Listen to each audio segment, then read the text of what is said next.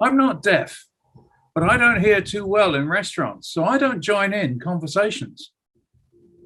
I'm blind, and I find it difficult to find a chair in a room, but I can evaluate a good speaker.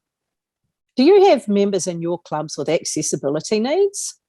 Do you actually know what an accessibility need is? No? Then let me tell you.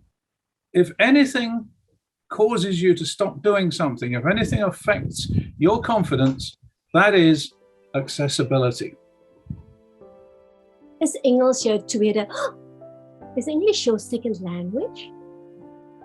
Do you have trouble with breathing issues? Do you suffer from asthma? Do you stutter or perhaps have dyslexia? Or do you just use keyboards because you can't read your own writing, perhaps because you're left-handed? Is that you or someone you know? Then you need to join us during the upcoming district conference on Saturday, 7 May and Sunday, 8 May for the accessibility workshop. And the title of this is Don't This My Ability.